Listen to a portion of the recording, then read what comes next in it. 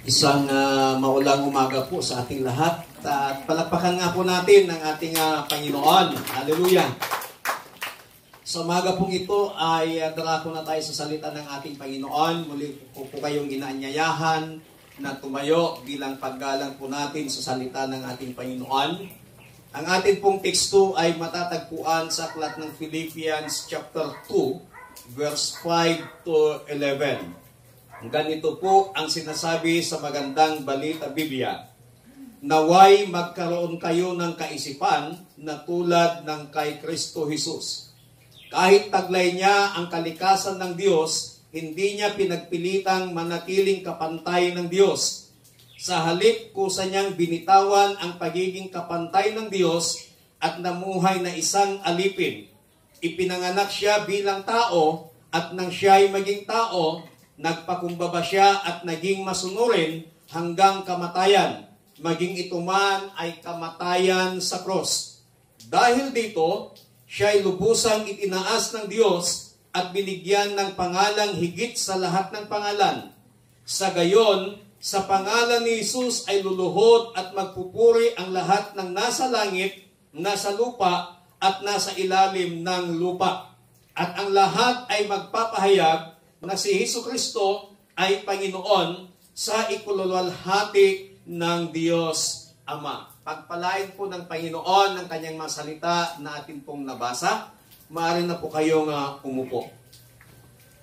Mula po sa talatang ito ay nais ko pong bigyan ng paksa ang mensahe ng Panginoon, the mind of Christ, ang kaisipan ni Kristo. Ang sabi po ni Apostol Pablo, naway magkaroon kayo ng kaisipan ng tulad ni Kristo Jesus. We are called as a Christian to imitate Christ's mindset. Tayo po ay tinawag ng Panginoon para gayahin o magkaroon katulad ng kaisipan o pag-iisip ng atin pong Panginoong Jesucristo. Napakahalaga po bilang isang mananampalataya na magkaroon tayo ng kaisipan katulad ng pag-iisip ng atin pong Panginoong Jesucristo. Ang tanong, what is the mind of Christ? Ano ba ang kaisipan ng atin pong Panginoong Jesucristo? May 30 marka ng kaisipan ng atin pong Panginoong Jesucristo na dapat magkaroon din tayo nito. Number 1, sa verse 6 to 7, ang sabi po dito, kahit taglay niya ang kalikasan ng Diyos, hindi niya ipinagpilitang manatiling kapantay ng Diyos. Sa halip, kusa niyang binitawan ang pagiging kapantay ng Diyos at namuhay na isang alipin, ipinanganak siya bilang tao at siya'y maging tao, nagpakumbaba at naging masunurin hanggang kamatayan, maging ito man ay kamatayan sa cross. Number 1 mark of the mind of Christ. The mind of Christ is humble. Yung kaisipan ng ating Panginoong Jesucristo ay isang mapagpakumbaba. Na bagamat siya'y Diyos, bagamat siya'y kapantay ng Diyos, bagamat ang kalikasan ng Diyos ay nasa Kanya, pero hindi niya ipinagpilitan na siya'y maging kapantay ng Panginoon. Siya'y binitawan niya ang pagiging kalikasan ng Diyos. Siya'y namuhay kasama ang mga tao. Siya'y nagkatawang tao, nakisalamuha, namuhay sa mga tao. Nakita niya, naunawaan niya kung ano ang kahinaan ng tao. Kaya ikaw at ako, kapatid, kapag meron kang kahinaan, naunawaan, nakikita yan ng ating Panginoon. Pero yung kaisipan na meron si Jesus na dapat magkaroon din tayo ay yung pagpapakumbaba. The humility of Christ is voluntary.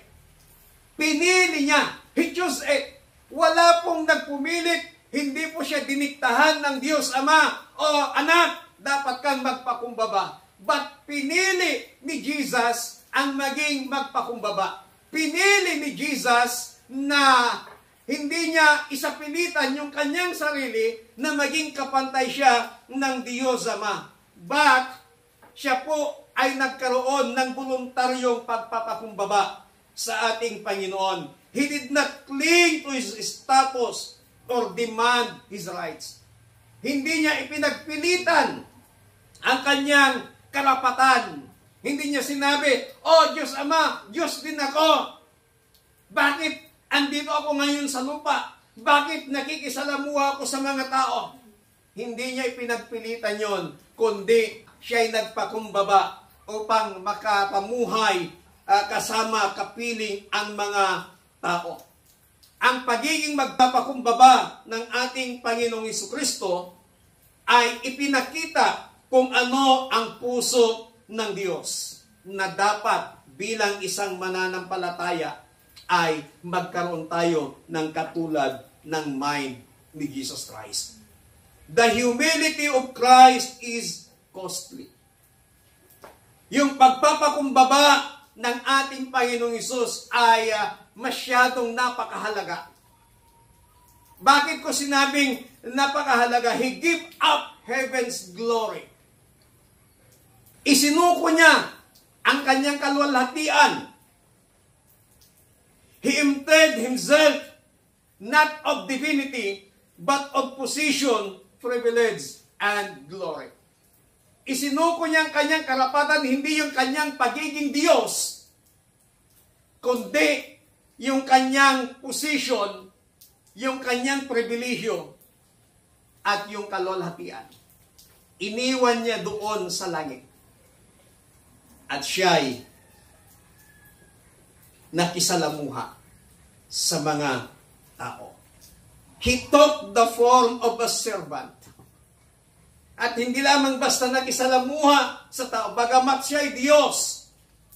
Nung siya ay nakisalamuha sa mga tao, yung nature niya, yung kalikasan niya as Diyos, andun pa rin. Pero yung kanyang mga pribilehyo, yung kanyang kaluwalhatian, i-give up niya yun for the sake na makita, na makisalamuha siya sa mga tao. At siya po ay naging alipin. Hindi lang siya basta-basta nakisalamuha, kundi siya ay naging alipin, naging servant. Siya po ay naglingkod. Hindi siya pinaglingkuran ng mga tao, kundi siya po ang naglingkod sa mga tao. So ganun po kapakumbaba ang ating Panginoong Hesus. Siya po'y naglingkod sa mga tao. Na kahit sinumang tao pinaglingkuran niya, mababa mang uri ng tao, nasa middle class man, nasa class iman na sitwasyon ng isang tao, pinaglingkuran ng Panginoon. Wala siyang pinili na pinaglingkuran. Ganun po ipinakita ng Panginoon ang kanyang kapakumbabaan upang sa ganon, ikaw at ako ay kanyang maabot, makasama, makapiling dito sa ibabaw ng lupa. At ipinakita niya kung gaano kabuti ang ating pong Panginoong Diyos. Now, kung si Jesus, hindi niya ipinaglaban ang kanyang status, hindi niya pinagmalaki ang kanyang pagiging Diyos, ano pong status ng ating buhay? Ang ating ipinagmamalaki na siyang nagiging hadlang upang hindi tayo makapaglingkod sa Panginoon at hindi natin mapaglingkuran ang ibang tao. Minsan sasabihin natin, ang taas ng position ko sa company. Bakit ako magpapakumbaba dito? Bakit ko paglilingkuran ito? Bakit ako luluhod sa Diyos? Bakit ako sasamba sa Panginoon? Bakit ako papalakpak? Bakit ako iiyak-iyak sa harapan? Bakit ko itataas ang aking kamay? Ako yung boss sa company. Ang dami kong mga taong nasa aking ilalim. Dapat ako ang paglingkuran. Dapat ako ang kilalanin. Dapat ako ang irespeto sa loob ng church. dahil mataas ang position ko sa gobyerno. Nagtatrabaho ako sa ilalim ng gobyerno. So dapat kilalanin ako sa church. Dapat kilalanin ako ng kapatiran sa church. Dapat irespeto ako sa loob ng church. Dapat ako ang masunod. Dapat ako ang boss sa loob ng church. Yun ho ba yung mga humahad lang sa atin na mga position para tayo po ay makapaglingkod sa kapwa natin tao, sa kapwa natin mananampalataya at makapaglingkod sa ating Panginoon. Si Jesus, hindi po niya ipinakita na ganun. Bagamat siya'y Diyos, hindi niya ipinakita, hindi niya ipinilit ang kanyang pagiging Diyos upang siya'y paglingkuran ng mga tao, kundi siya po ay naglingkod. Pinakita niya yung kanyang kapakumbabaan. Kapatid, sa ating paglilingkod sa Panginoon, sa ating magkakapatid sa Panginoon, sa loob ng church, ang sabi ng salita ng Panginoon, let the mind of Christ be your mind. Naway magkaroon kayo ng kaisipan ng katulad ng kaisipan ni Jesucristo. Ang kaisipan ni Jesus Christ ay mapagpakumbaba. So kailangan tayo din po ay mapagpakumbaba.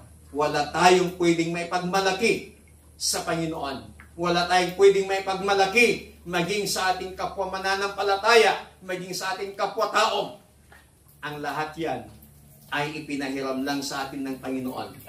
Pero kung ikaw ay labis na mapagmalaki, mapagmataas, magugulat ka na lamang baka isang araw biglang kukunin ng Panginoon ang mga bagay na nasa iyo upang maipakita niya, maiparanas niya kung gaano kahirap ang malipusta dahil sa mga posisyon. Kapag ang isang tao hindi siya marunong magpakumbaba sa harapan ng Panginoon, ang Diyos gagawa ng paraan para ikaw, ang taong yan, ay magpakumbaba sa harapan ng Panginoon. Ang masakit niyan, kapag ang ginawang paraan ng Panginoon, para ka lang magpakumbaba sa Kanya, ay yung hindi natin ibig na mangyari sa ating mabuhay.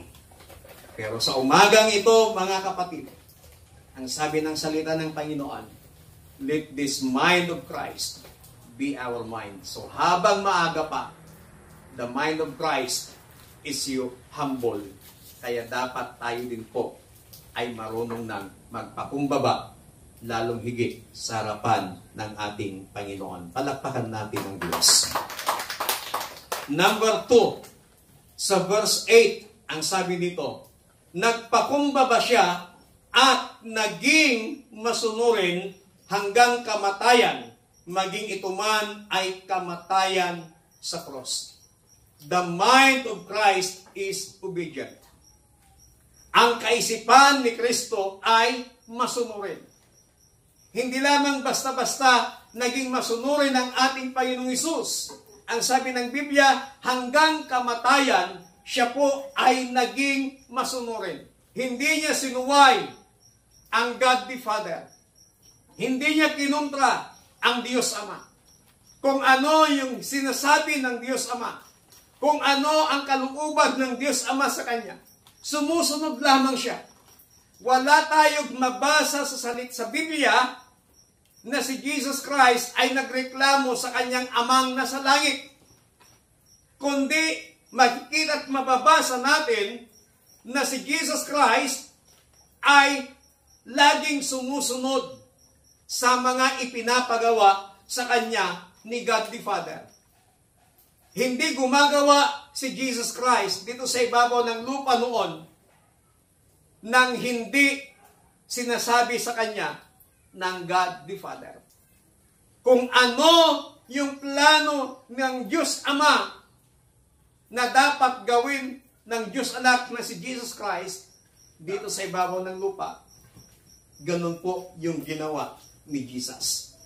Pati yung plano ng redemption, yung plano ng kaligtasan na kailangang mag-suffer, kailangang mamatay si Jesus, kailangang ialay niyang kanyang buhay para lamang matubos ang kasalanan ng tao.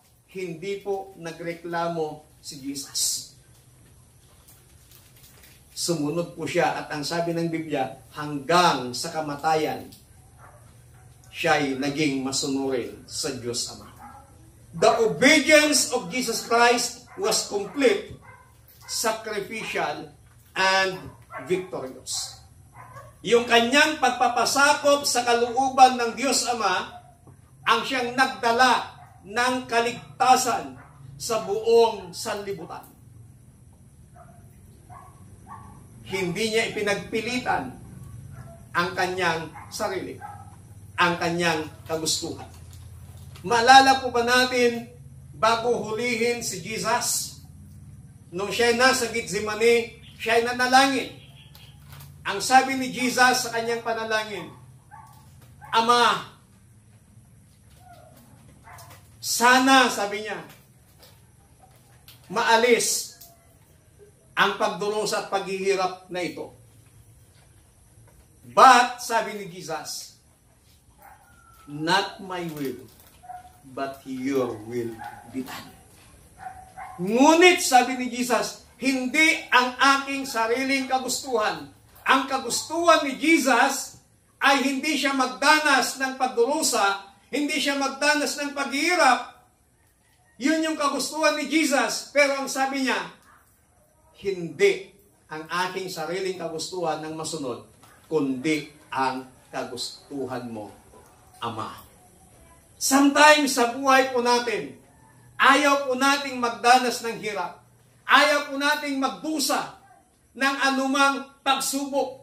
Ayaw nating makaranas ng iba't ibang mga problema sa ating mabuhay. Kasi takot tayo doon.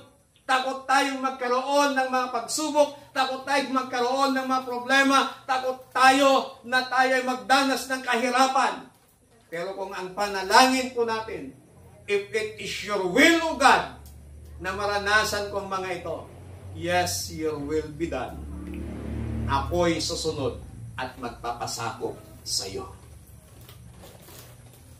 Kung yon ang panalangin mo, na lagi mong sinasabi, hindi ang aking sariling kagustuhan, Panginoon, kundi ang kagustuhan mo, ibig sabihin, the mind of Christ ay nasa sayo. Isa kang masunurin na anak ng Panginoon. Palakpakan natin muli ang Panginoon. Titingnan po natin yung cost, yung pagsunod ng ating Panginoon. Yung halaga ng pagsunod ng ating Panginoong Hesus ay ang kamatayan. The cross was the most painful and shameful form of execution. Nung panahon na ipinako ang ating Panginoon, ang pinaka masakit at pinaka worst na parusa noon ay ang maipako sa cross. At yun yung naranasan ni Jesus. At bakit naranasan niya yon? Yun yung halaga ng kanyang pagsunod sa ating Panginoong Diyos Ama. Kasi ang gusto ng Diyos Ama, hindi ang tao ang magdusa, hindi ang tao ang mag-suffer, hindi ang tao ang mapako sa cross ng Kalbaryo. At ang kalooban ng Diyos Ama, ang kanyang bugtong na anak, ang magdusa. Ang kanyang bugtong na anak ng ating Panginoong Hesus, ang makaranas ng paghihirap. At dahil doon, sa plano ng Diyos Ama, si Jesus, siya po ay nagpasakop sa kagustuhan ng ating Diyos Ama. Jesus endured physical agony. Jesus endured spiritual burden. And Jesus endured public shame. Pinagtatawanan na siya ng maraming tao. Inaalipusta na si Jesus. Binubuli na si Jesus. Pinagtatawanan. At ang sabi pa ng isang magnanakaw, sige nga, kung ikaw talaga ang Diyos, iligtas mo nga ang sarili mo dyan sa pagkakapako mo sa cross. At iligtas mo din kami. Sa tingin ho ba natin hindi kayang gawin ni Jesus yon? Kayang-kaya niyang gawin yon, pero hindi yung kagustuhan niya ang masunod. Still nagpasakop pa rin siya sa kalooban ng Diyos Ama. Na tiniis niya ang lahat ng pang-aalipusta, tiniis niya ang lahat ng pagpapahiya sa Kanya. Dahil lamang sa pagsunod niya. Sometimes sa buhay po natin bilang isang mananampalataya, nakakaranas tayo ng pagpapahiya, nakakaranas tayo ng pag-aalipusta ng mga tao. Nakakaranas tayo ng binubuli tayo ng mga tao. Sinasabi nila, minsan, di ba ang Diyos niyo mayaman? Bakit ka ngayon ang dami mong utang? Bakit sunod-sunod ang mga utang mo? Di ba sinasabi niyo napakabuti ang Panginoon? Bakit wala kang maisaing? Bakit kung saan-saan ka naghanap? Yun minsan yung nararanasan natin na pambubuli ng mga tao sa atin. But as long as na ikaw at ako ay sumusunod sa kalooban, sa kagustuhan ng ating Panginoon, makakaranas at makakaranas tayo ng pambubuli. Makakaranas at makakaranas tayo ng pangangantyaw. Makakaranas at makakaranas tayo ng pagpapahiya, pag-aalipusta ng mga tao dahil sa pagsunod natin sa Panginoon. Kapag nakaranas po tayo ng mga ganong bagay, kapatid, huwag kang sumuko. Huwag kang hihinto. Magpatuloy ka lang na magpuri at maglingkod sa Panginoon. Anong sinasabi ng Diyos? Mapalad kapag kayo ay inaalipusta ng mga tao dahil lamang sa pagsunod ninyo sa akin, sapagkat gagantimpalaan kayo ng inyong Amang nasa langit. Amen. Palakpakan natin muli ang Panginoon. Huwag tayong magpadala sa mga pambubuli, pangangantyaw, pag-aalipusta, pagpapahiya.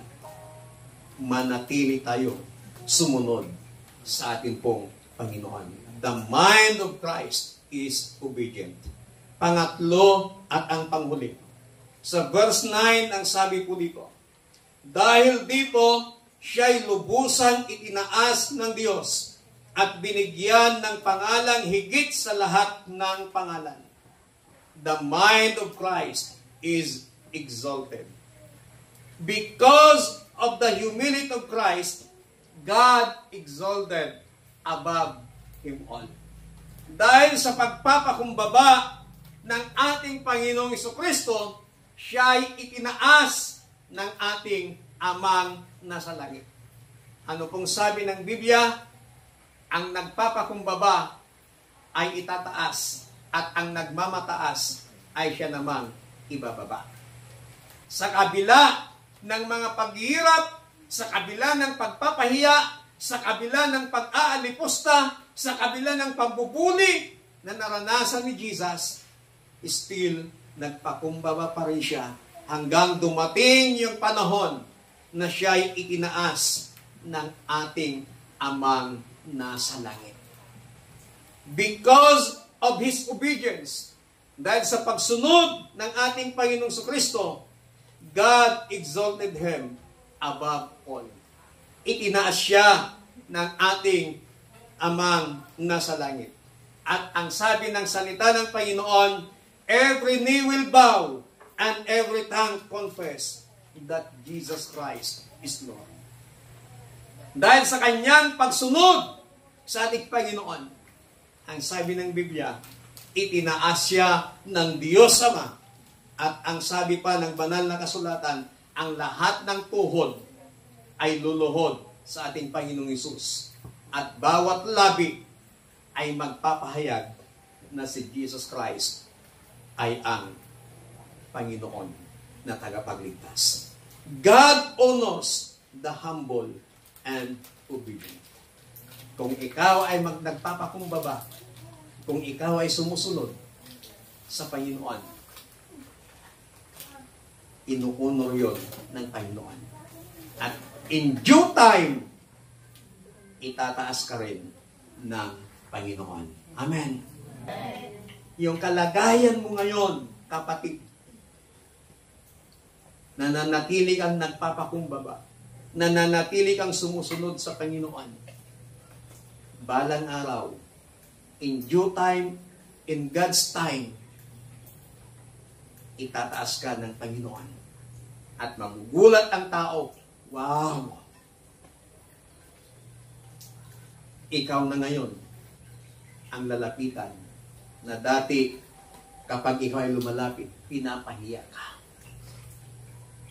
But kapag itinaas ka ng Panginoon, manatili ka pa rin mapakumbaba at masunurin sa harapan ng Panginoon. Ang nakakalungkot lang minsan na nangyayari, maraming mga Kristiyano naghahangad na gumanda ang status ng buhay, naghahangad na magkaroon ng magandang trabaho.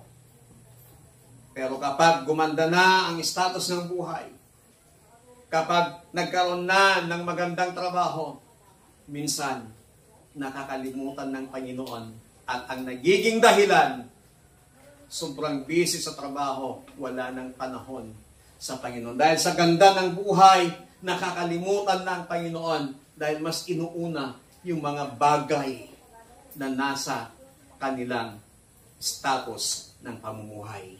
Kapatid, kung gaano ka nagpakumbaba noong walang-wala ka, kung gaano ka sumunod sa Panginoon nung walang-wala ka, at nung itinaas ka ng Panginoon, nung pinaganda ng Panginoon ng buhay mo, sana mas lalo kang magpakumbaba, mas lalo kang sumunod sa ating Panginoon. Amen? Ang lahat ng yun, hiningi mo, ibinigay ng Panginoon. At sana naman, pag ibinigay na ng Panginoon ang lahat, ang bawat kahilingan mo, huwag kang magmalaki. Huwag kang maging pasaway sa harapan ng Panginoon. Manatili kang mapagpakumbaba. Manatili kang masunurin sa harapan ng ating Panginoon. Tayo pong lahat ay tumayo. Ang sabi ng salita ng ating Panginoon, let the mind of Christ be your mind. Naway magkaroon kayo ng katulad ng kaisipan ng ating Panginoong Jesucristo. The mind of Christ is humble. Humble in attitude. The mind of Christ is obedient. Obedient in action. And the mind of Christ is exalted. Exalted in due time, exalted in perfect time. Muli nga natin awitin yung inawit natin kanina, how great is our God. At habang inaawit po natin ito, isipin po natin kung gaano kadakila ang ating Panginoon sa ating mabuhay. At hangarin natin ng kaisipan ito ng ating Panginoong Hesus ay maging kaisipan din po natin. The mind of Christ is humble. Humble in action. The mind of Christ is obedient. And the mind of Christ is exalted. Hallelujah. Oh, we praise you, Jesus.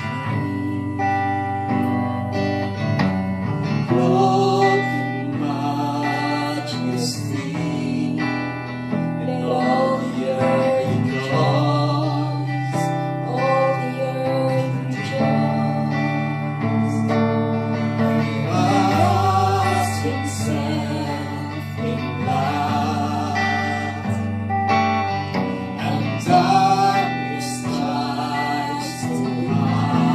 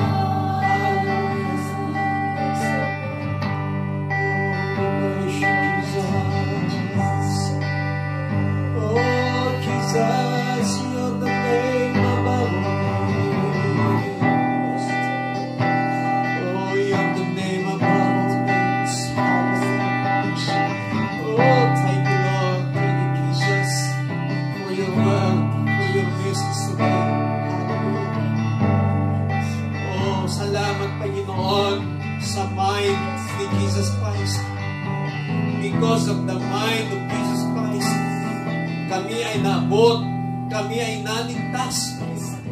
Because of the mind of Christ, siya'y itinaas mo. At ang kanyang pangalan ay higit sa lahat ng mga pangalan. At ang pangalan ni Jesus Christ, Panginoon, ang lahat ng tuhod ay luluhod sa kanyang pangalan. At ang lahat ng labi ay magpupuri sa kanyang pangalan. At ang nais mo, Panginoon, ng kaisipang ito ng aming Panginoon Kristo, ay magkaroon kami ng ganitong klaseng kaisipan. Precious Holy Spirit, tanggalin mo ang ego sa aming mga buhay. Tanggalin mo ang pride sa aming mga buhay. Turuan mo kami, Holy Spirit, na maging mapakumbaba sa lahat ng aspeto, sa lahat ng bagay sa aming mga buhay.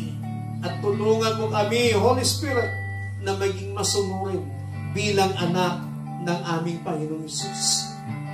Holy Spirit, we invite you, let this mind of Christ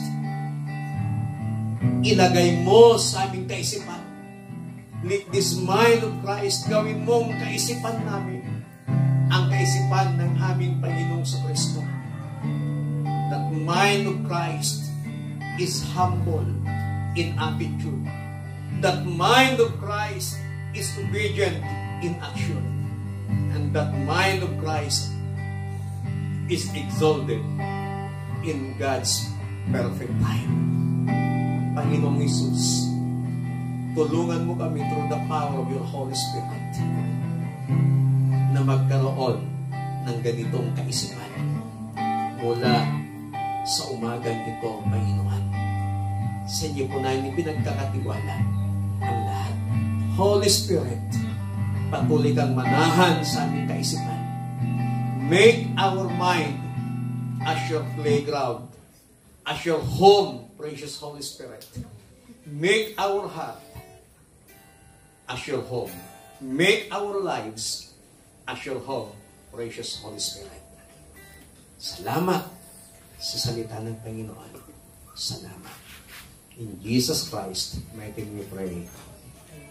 Amen. Palakpakan natin muli ang ating Panginoon. Hallelujah.